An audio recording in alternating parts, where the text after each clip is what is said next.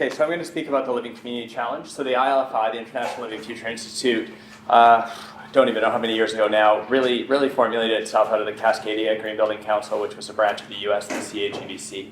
But looking for an alternative, I don't want to say product, but standard, sort of what is life after LEED.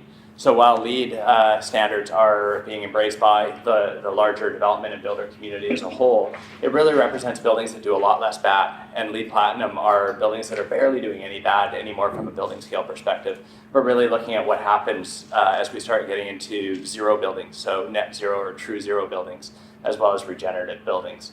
And so it started with a building focus, but as we evolved the program, I've been on the board for 8 years. I think I'm the longest standing board member for the ILFI, and I was in the Cascadia board before that.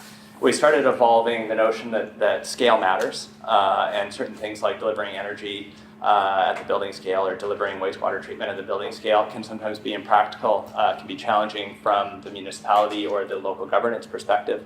And really, a lot of these things started to coalesce and gel at the neighborhood scale. So there was a real move over the last 2 years for the International Living Future Institute to move the Living Building Challenge into the Living Community Challenge. And that is now manifested in Living Community Challenge 1.0. So the first standard, this is, why I'm not going to speak forever on it, is the standard is completely downloadable on livingfuture.org. It's living-future.org.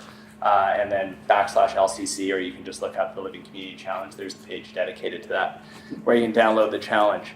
And it's built on the model of the Living Building Challenge. Everything the ILFI does is built on the same sort of premise and standard, so it's easily replicable or translatable, whether you're looking to certify your business as a just business, if you're whether certify a building as a living building, if you certify as a community as a living community. We can go to the next slide.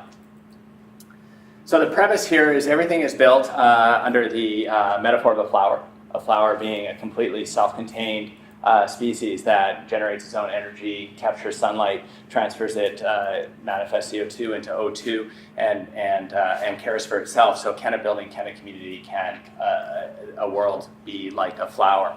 And so the rating systems are defined into 7 petals of the flower. There's place, water, energy, health and happiness, materials, equity, and beauty, with the sort of key petals in that being water, net zero water energy, net zero energy, leading towards hopefully true zero water energy, as well as the materials, because a lot of what we put into building communities and neighborhoods are shockingly toxic.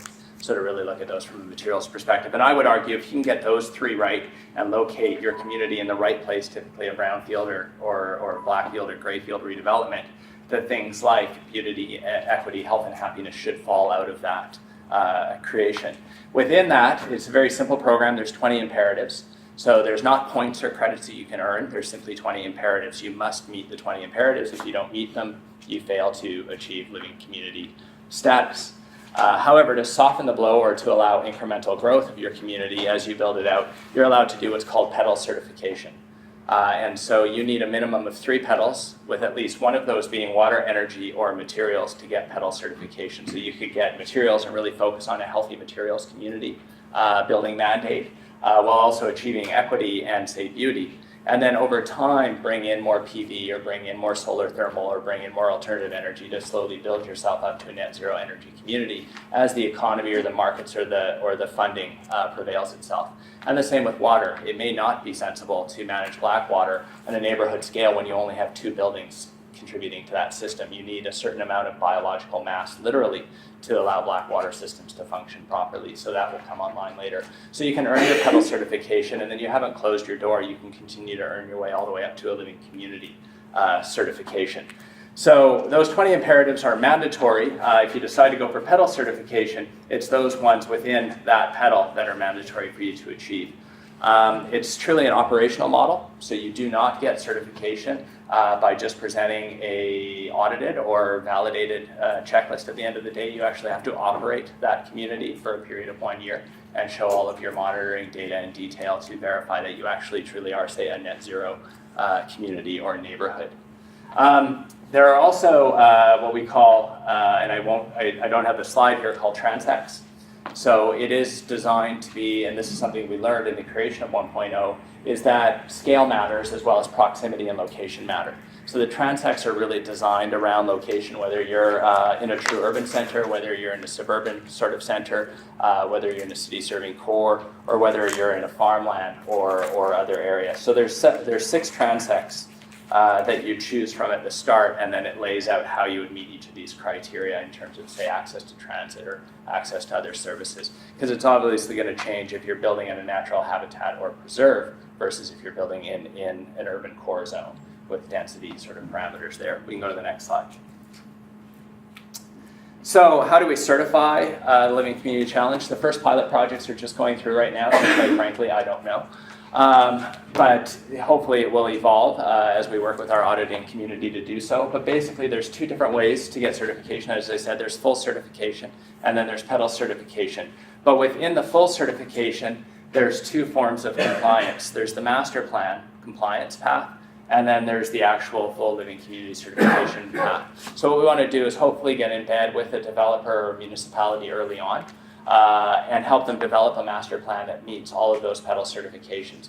And so you can get master plan compliance, obviously, without the 1-year operational model, but then you've got to continue. That's only good for 3 years, and you have to prove yourself over those 3 years as you're starting to build out the community that you are moving towards your proper compliance path. So we can go to the last slide.